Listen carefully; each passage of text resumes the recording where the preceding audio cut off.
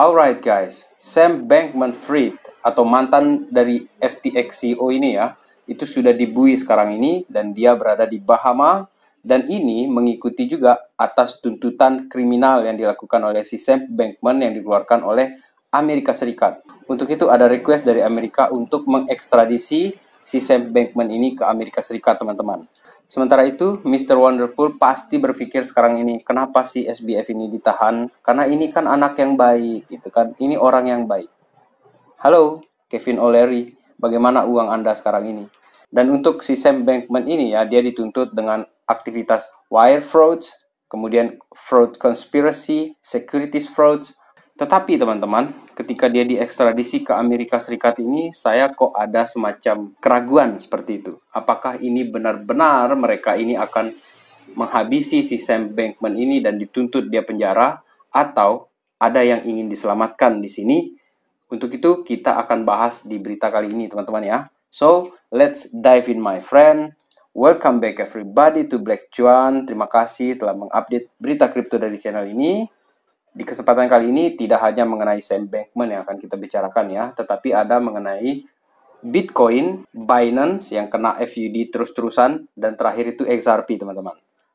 Baik, untuk keadaan kita yang sekarang ini ya, di market ini untuk Bitcoin sedang ada kenaikan ini setelah penurunan yang cukup kuat ya, drastis ya, dan sekarang ini ada pemantulan sehingga kita berada di 17.000. Oke lah. Untuk sekarang ini masih lah netral lah posisi ini menurut saya, teman-teman. Tetapi di sini ada yang lucu di sini karena stablecoin ini sekarang sudah turun dia atau keluar dari peg-nya, teman-teman. Seperti Tether di sini, kemudian USD coin juga sempat turun tapi udah balik lagi. Kemudian Binance USD juga turun. Padahal mereka ini stablecoin, teman-teman. Dan ada berita miring seperti apa kenapa Binance ini sampai dihajar seperti ini, teman-teman. Kemudian kalau kita lihat sekarang ini dari Kapten Saham 707 di sini ya, apa yang di warning sama dia itu? Dia sudah bilang bahwa jangan kaget selama 3 hari ini karena si Sam Bankman itu mau bersaksi di Kongres dan kita juga ada FOMC meeting juga di minggu ini, teman-teman. Kemudian untuk Bitcoin ini dari investor.com, gara-gara testimoni yang akan dilakukan oleh si Sam Bankman ini ternyata menyebabkan volatilitas di Bitcoin ya, sehingga dia ada penurunan kemarin itu untuk harga Bitcoin. Dan menurut saya keadaan ini akan terus berlanjut, teman-teman. Tanpa si Sam Bankman pun ini akan masih terus berlanjut karena makroekonomi kita itu masih belum stabil. Dan inflasi yang dikatakan bisa diatasi oleh Amerika Serikat itu ternyata, teman-teman, tidak seindah yang diskenariokan, teman-teman. Oleh karena itu, patutlah kita melihat ya apa yang dilakukan oleh beberapa negara ya. Salah satu di sini itu saya ambil ini ada Mesir, teman-teman. Sekarang ini Mesir ini membeli emas sebanyak yang mereka bisa, sebanyak yang mereka inginkan untuk melindungi savingsnya mereka, bahkan untuk melindungi national currency-nya mereka, mata uang negara mereka.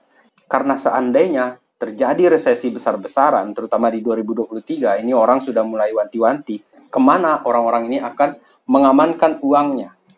Kalau di kripto, itu terlalu volatil kan, dan El Salvador itu sudah mencoba melakukan itu, tetapi memang kalau di kripto juga hasilnya kalau dia terjadi kenaikan memang kencang sekali, teman-teman. Tetapi kalau untuk aman, salah satunya di sini itu adalah emas di sini, teman-teman. Kemudian untuk SBF ini tadi ya, SEC sekarang ini cuci tangan.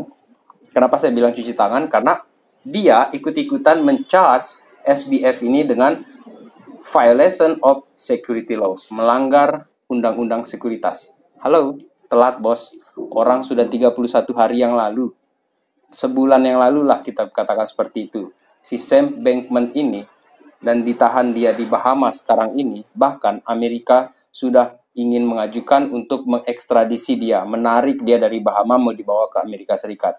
Saya bertanya-tanya di sini, teman-teman.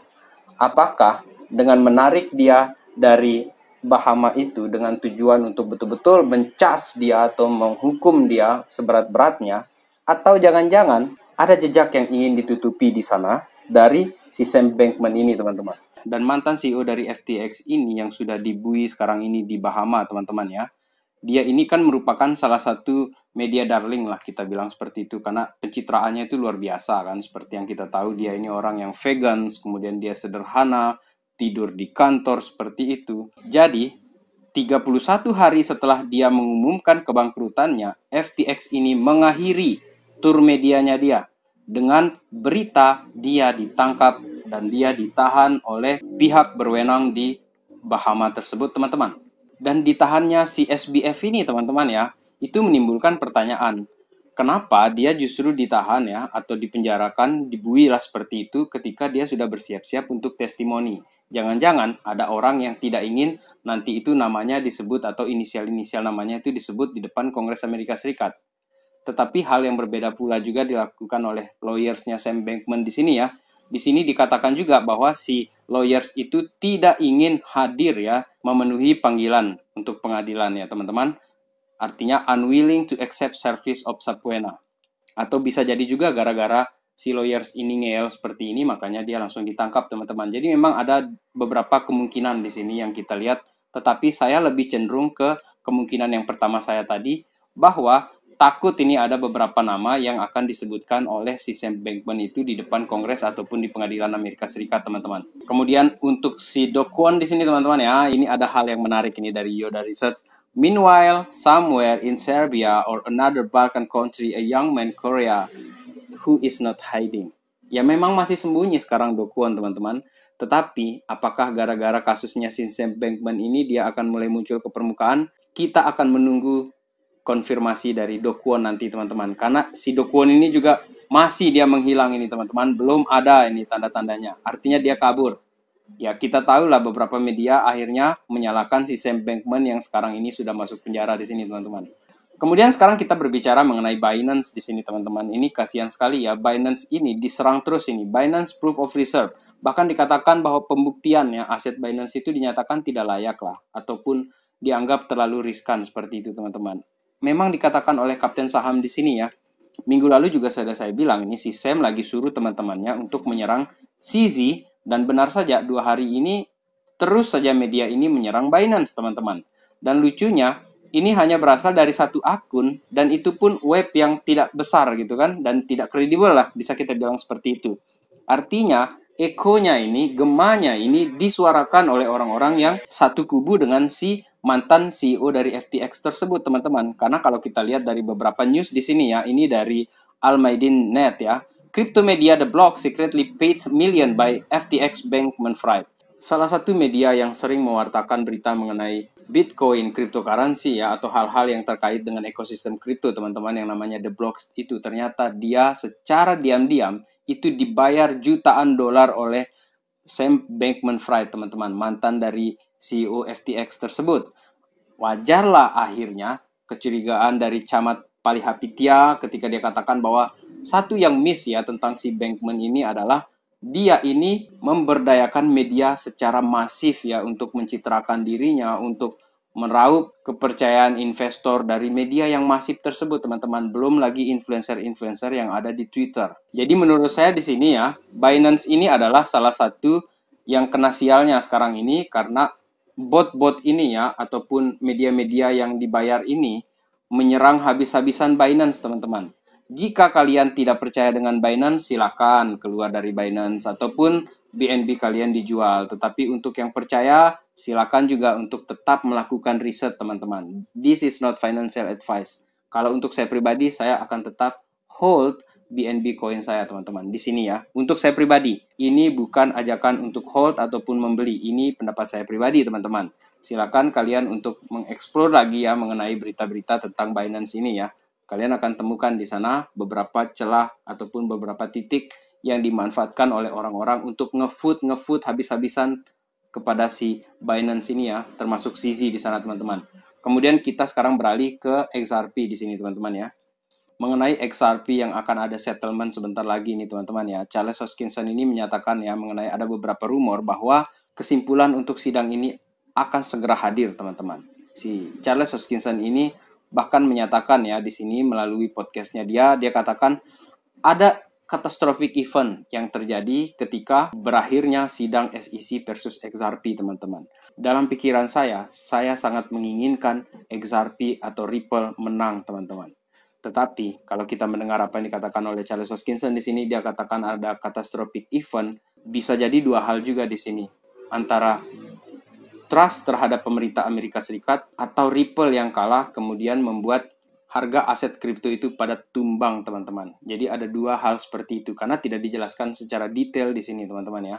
Kemudian berkebalikan dari hal itu, di sini ada analis yang menyatakan juga ya bahwa kepercayaan diri untuk Ripple ini sedang besar, teman-teman. Bahkan dikatakan bahwa dia akan keluar sebagai juaranya, calling out on top in XRP battle with SEC, teman-teman.